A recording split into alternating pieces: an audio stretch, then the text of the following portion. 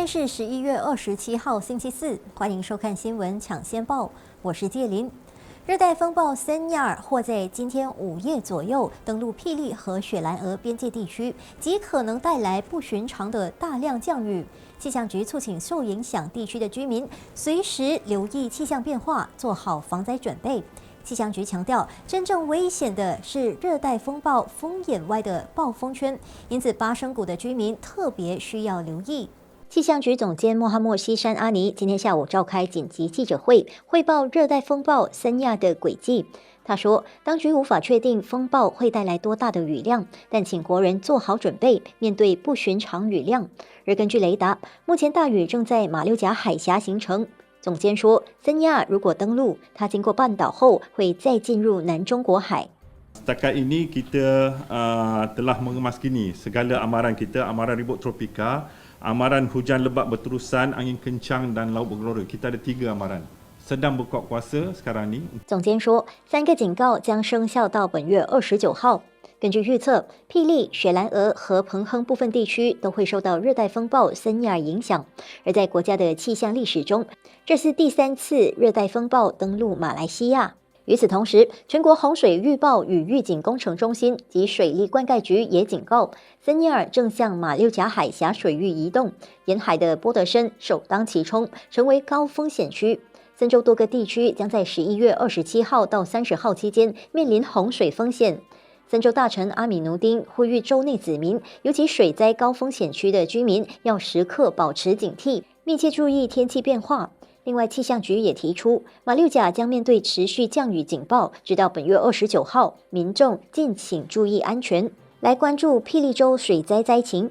作为重灾区的曼荣大水灾情持续恶化，彭加兰巴鲁也就是港角以及班台再传有几个地区沦陷，彭加兰巴鲁桥和主要道路今天起封桥封路。曼荣昨天傍晚6点多开始下雨，到今天中午，原本已经遭莫威河水和海水淹没的彭加兰巴鲁桥和主要道路，今早起水流量突增，形成急流，不断冲击路过的交通工具，严重威胁当地交通。公共工程局和曼荣县长兼曼荣区灾害管理委员会主席三苏利祖安也在今早各发出通告，在考量民众安全下，今天早上11点半起封锁该彭加兰巴鲁桥和主要道路，直到另行通知。印尼苏门答腊的细莫鲁岛发生6.6级地震，连带影响调治市鸭家路出现震感，超过100名上班族和民众感受到突如其来的晃动后，紧急疏散跑下楼。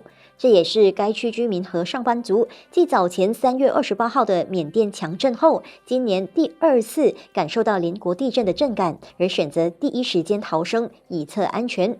网传视频可以看到，在乔治市鸭家路的上班族在下午约1点感受到晃动后，立马离开所在建筑物，逃到室外路边。也有画面显示，地震当时建筑物内的整排吊灯都在明显晃动。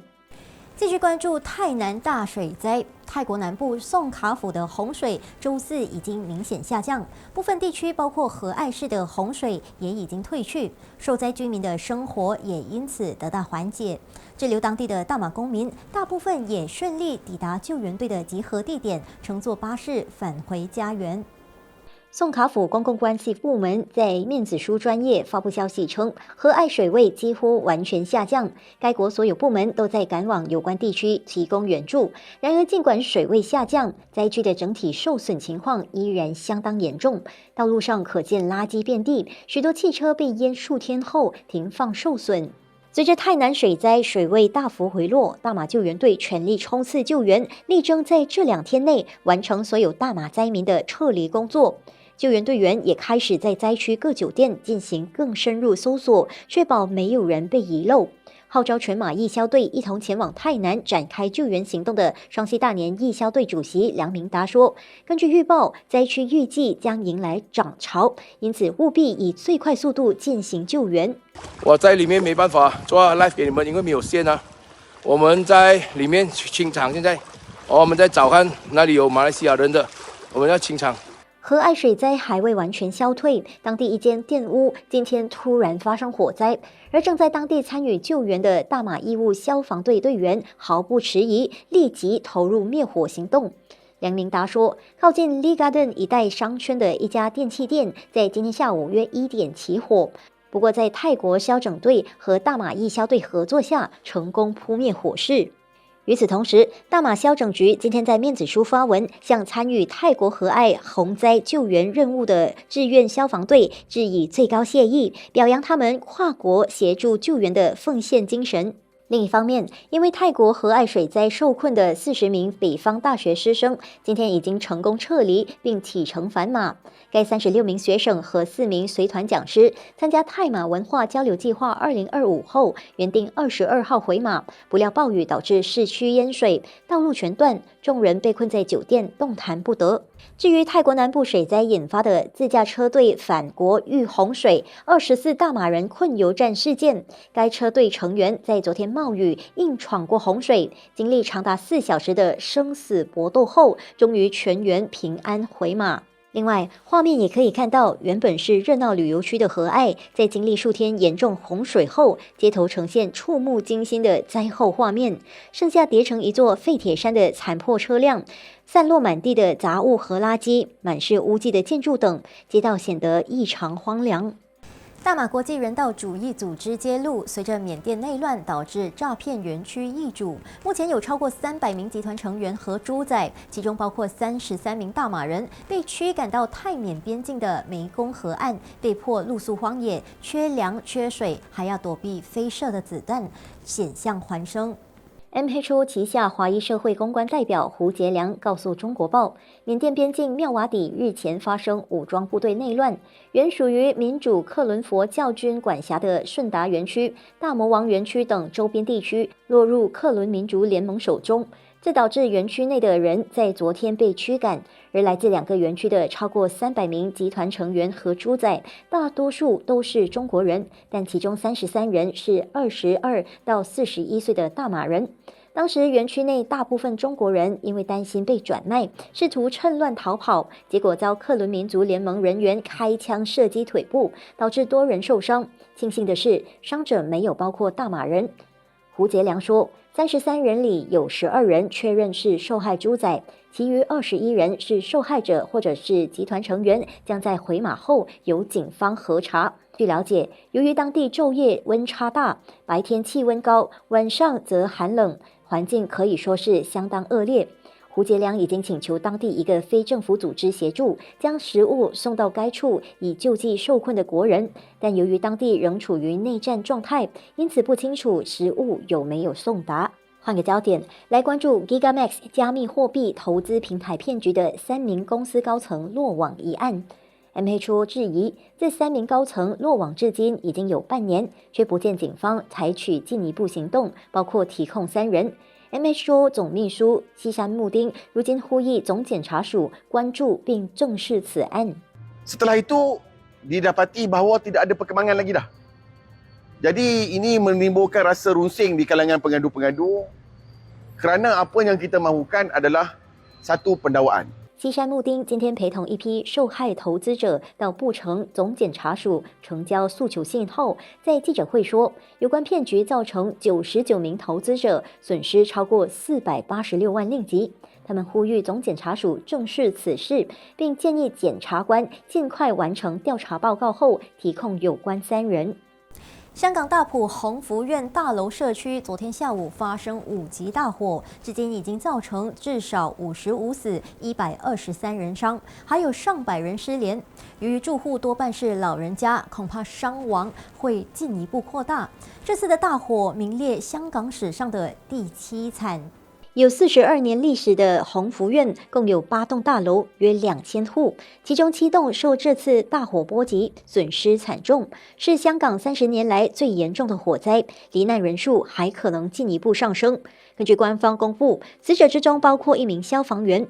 事发时，鸿福苑正在进行大楼外墙整修工程，搭起衣架方便工作。消防局調查後發現，建築物外牆的保護網未符合防火標準。建築物外牆係安裝一啲保護網、防水帆布啊等等。頭先我講嗰啲，呢啲係懷疑係未符合防火嘅標準。当局已逮捕建商3名负责人，并带走公司文件，调查是否涉及不法。而在火灾现场的临时庇护中心外，许多民众还在焦急地等待亲属的消息。尋日3點幾到依家企，我家姐嘅姐老婆咧就同佢阿女就最後發信息，一發咗，佢話依家啲煙衝緊入嚟啦，咁跟住就打唔到電話，乜都冇啦，就咁可能係走咗。不斷求救啦，幾十次求救咗幾十次啊，到而家仲未救到咯。消防員又凌晨打俾我，不斷話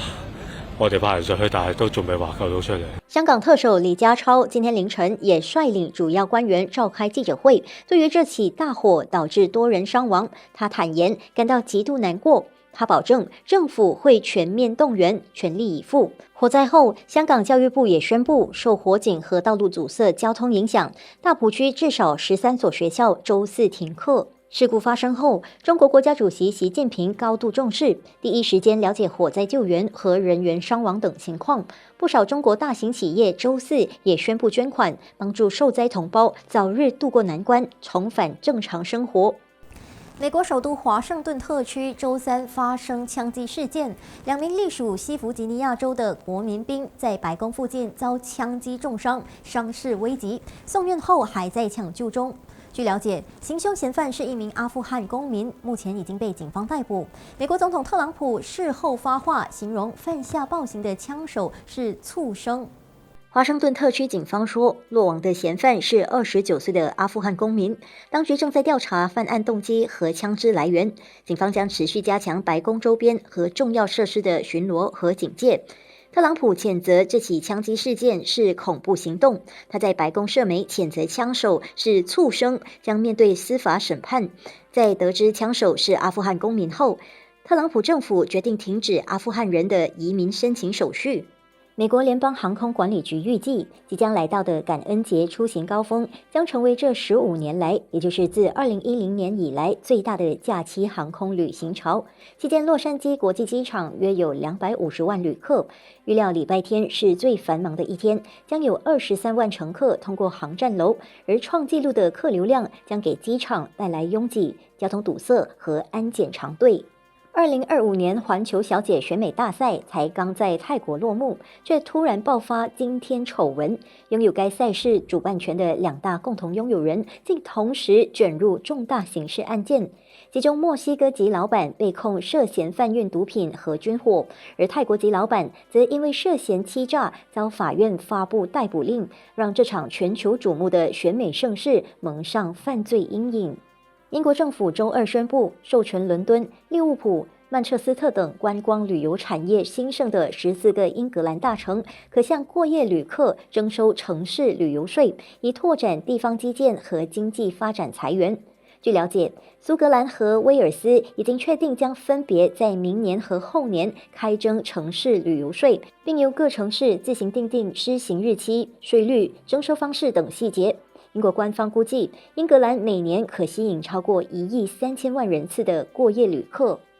2025广州国际灯光节在本月26号晚间圆满落幕。这次有着广州地标建筑，包括广州塔、广州周大金融中心和广州国际金融中心，首次同步呈现一场盛大的灯光秀，打造令人叹为观止的视觉盛宴。新闻的最后，来看看当时的一些精彩画面。我是介琳，我们再会。